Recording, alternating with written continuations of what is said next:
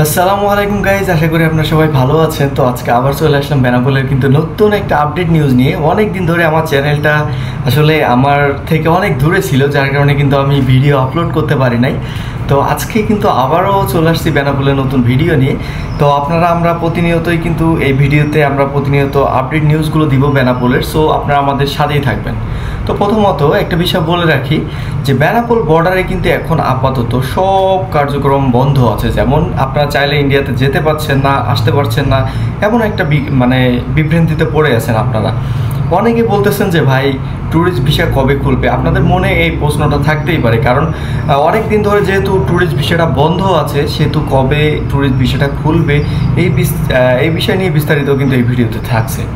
তো আমরা যতটুকু জানতে পারলাম যে বেনাপোল বর্ডার সহ বাংলাদেশের যতগুলো ইন্ডিয়ার সাথে বর্ডারগুলো রয়েছে সবগুলো আপাতত বন্ধ আছে। সো কী কারণে এই বিষয়টা কিন্তু আপনারা অলরেডি অবগতই আছেন যে কী কারণে আসলে বেনাপোল বর্ডার সহ বাংলাদেশের যতগুলো বর্ডার আছে সব বন্ধ হয়ে গেছে। সো এই বেনাপোল বর্ডার সহ বাংলাদেশের প্রত্যেকটি বর্ডার খুলবে কখন?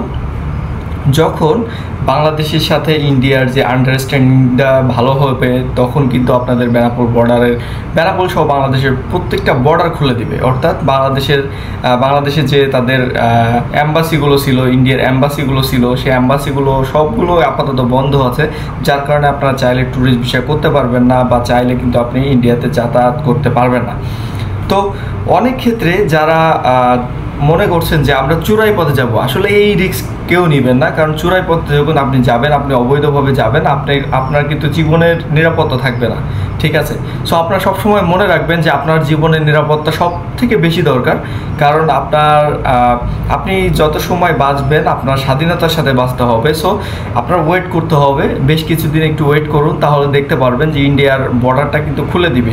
সো আপনারা কিন্তু তখন যাতায়াত করতে পারবেন কোনো ধরনের সমস্যা ছাড়াই। আশা করি এখান থেকে 15 থেকে 20 দিনের ভিতরে একটা গুড নিউজ আসতে পারে। সো আপনারা ততক্ষণ আমাদের সাথে থাকবেন। এবং চ্যানেলটা অনেক দিন বন্ধ থাকার কারণে আমি জানি আপনারা আমার সাথে যোগাযোগ করতে পারেন নাই। সো ডিসক্রিপশানে আমার হোয়াটসঅ্যাপ নাম্বার থাকবে, আপনারা চাইলে আমার সাথে যোগাযোগ করতে পারবেন। যে কোনো সমস্যা সমাধানের জন্য আমাকে ফোন দিতে পারবেন কোনো ধরনের সমস্যা ছাড়াই। আমি ডিসক্রিপশানে আমার হোয়াটসঅ্যাপ নাম্বার দিয়ে দিব। সো আজকে থেকে আবার কিন্তু রেগুলারলি ভিডিও আপলোড করা হবে। ধন্যবাদ সবাইকে, ভালো থাকবেন। এবং চ্যানেলটি যদি দেখে কোনো উপকার হয়ে থাকে অবশ্যই চ্যানেলটিকে সাবস্ক্রাইব, লাইক এবং কোন বিষয়ে জানতে চাচ্ছেন অবশ্যই কমেন্ট করে জানাবেন। ধন্যবাদ সবাইকে, আসসালামু আলাইকুম।